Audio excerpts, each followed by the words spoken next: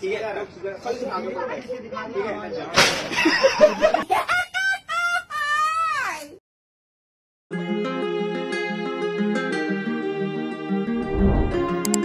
Jika kita disuruh memilih untuk berwisata di salah satu negara di Asia Tenggara, negara manakah yang menjadi salah satu pilihan kita? Ya, pastinya kita akan memilih salah satunya, yaitu negara Singapura. Pilihan itu dikarenakan negara tersebut memiliki tata kota yang cukup indah. Tapi tahukah kamu, salah satu tokoh proklamator Indonesia sangat membenci negara tersebut. Bahkan dia bersumpah untuk tidak akan menginjakkan kakinya ke negara Singapura tersebut sampai akhir hayatnya. Siapakah tokoh proklamator tersebut dan mengapa dia sangat membenci negara tersebut? Penasaran? Tonton terus sampai habis video pembahasan kali ini agar tidak gagal paham. Sebelum lanjut ke pembahasan, tidak ada salahnya jika para sahabat pena terus mensupport channel ini dengan cara mensubscribe, like jika suka dengan pembahasannya, dan jangan lupa komen di bawah agar Jangka Pena dapat terus bersemangat untuk menghadirkan video-video menarik tentang semua hal yang ada di dunia.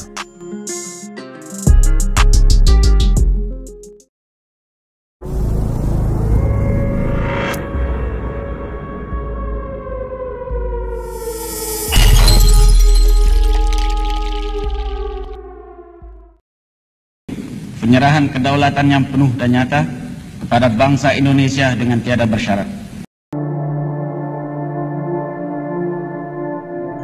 Sang proklamator kemerdekaan Indonesia, Bung Hatta, sekaligus wakil presiden pertama Soekarno, bukan tanpa alasan beliau sangat membenci negara tersebut.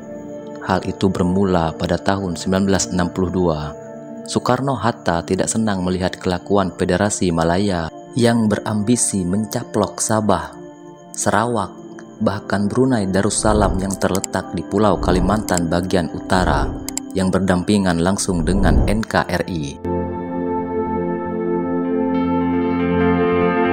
Menurut Soekarno-Hatta, upaya pembentukan negara Malaysia dengan mengambil sebagian wilayah Kalimantan adalah suatu bentuk imperialisme yang berpotensi mengancam kedaulatan Indonesia.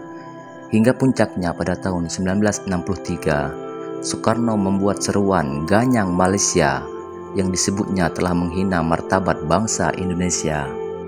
Terhadap proyek neokolonialis Malaysia yang nyata-nyata merupakan ancaman dan tantangan bagi revolusi Indonesia.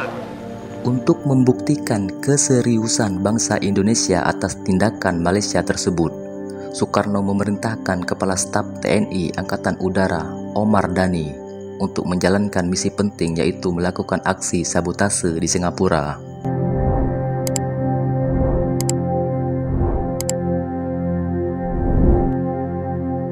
Mengapa Singapura dipilih untuk misi penting Ganyang Malaysia?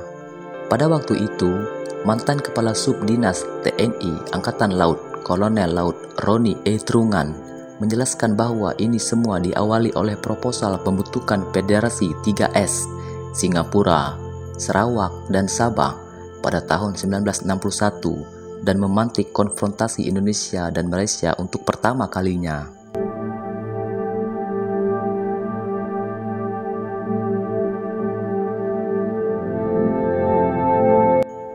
Federasi itu hendak membuat negara federasi yang menggabungkan kawasan Malaysia, Sabah, dan Singapura. Roni E. Trungan juga mengatakan tindakan tersebut berpotensi menimbulkan neokolonialisme, apalagi pergerakan federasi itu masih berada di bawah tangan Inggris, dan Presiden Soekarno sangat anti neokolonialisme.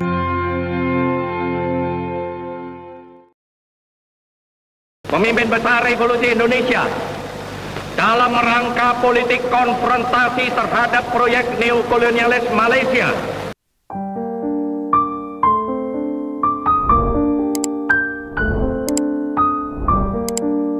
Sedangkan pencetus Federasi 3S adalah seorang Inggris bernama Malcolm McDonald. Dia juga merupakan British High Commissioner untuk jajahan Inggris di Asia Tenggara. Nama McDonald juga disematkan pada salah satu hotel di Singapura.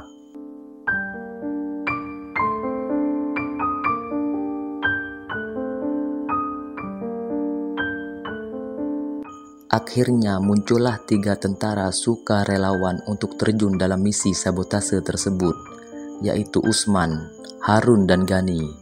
Mereka bertiga memilih Hotel McDonald yang berlantai 10 di Orchard Road. Itu juga merupakan kantor Hong Kong and Shanghai Banking Corporation atau HSBC sebagai tempat eksekusi pengeboman di Singapura.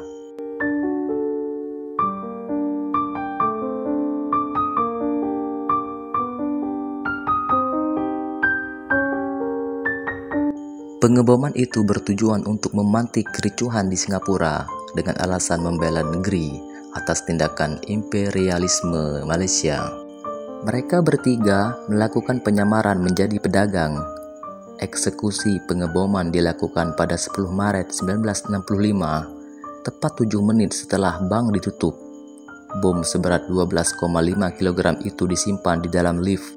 Reruntuhan salah satu dinding McDonald diketahui menimpa setidaknya 150 karyawan bank. Puluhan mobil rusak berat. Kaca-kaca jendela gedung sepanjang Orchard Road hancur dalam radius 100 meter.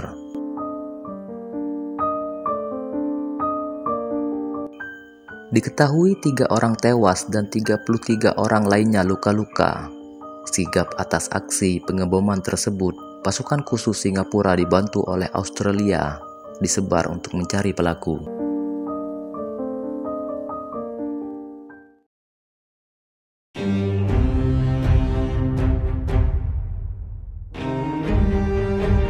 Setelah berhasil dalam misinya, mereka bertiga kemudian sepakat untuk berpisah untuk melarikan diri dan kembali ke Pulau Sambu, tempat asal mereka menyusup ke wilayah Singapura. Sialnya, Usman dan Harun tertangkap oleh pihak patroli Singapura. Penyebabnya adalah motor boot yang mereka tumpangi macet, bahkan sebelum mereka melewati perbatasan laut Singapura. Dan rekannya Ghani berhasil selamat dalam misi pelarian tersebut.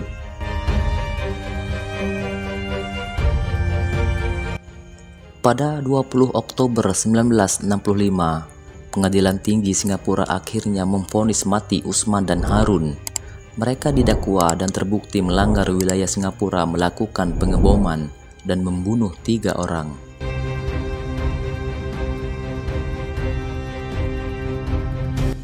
Bukannya tanpa pembelaan, mereka minta diperlakukan sebagai tawanan perang seperti yang diatur dalam Konvensi Jenewa pada tahun 1949. Karena pengeboman itu atas perintah negara yang sedang berkonfrontasi atau dapat disebut dalam kondisi perang.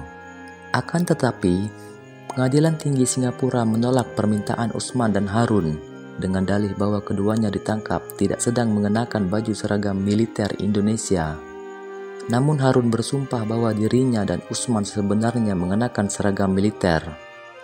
Harun juga mengaku semua identitas yang ditempatkan di dalam plastik hilang saat motor boot yang mereka tumpangi tenggelam.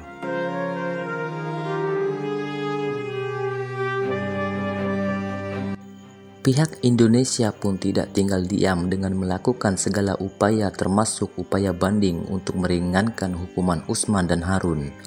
Alhasil bukannya meringankan hukuman mereka, pihak pengadilan Singapura justru menambah hukuman mereka berdua dengan tidak mengizinkan mereka untuk bertemu keluarganya sebelum eksekusi mati dilakukan.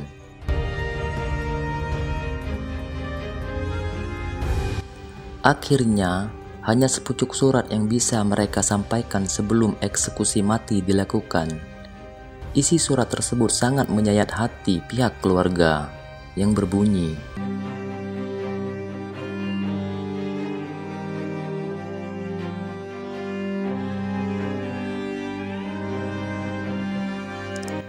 atas tindakan Singapura itulah pada akhirnya Bung Hatta mengucap sumpah semati untuk tidak pernah melangkahkan kakinya ke Singapura walau hanya sejengkal.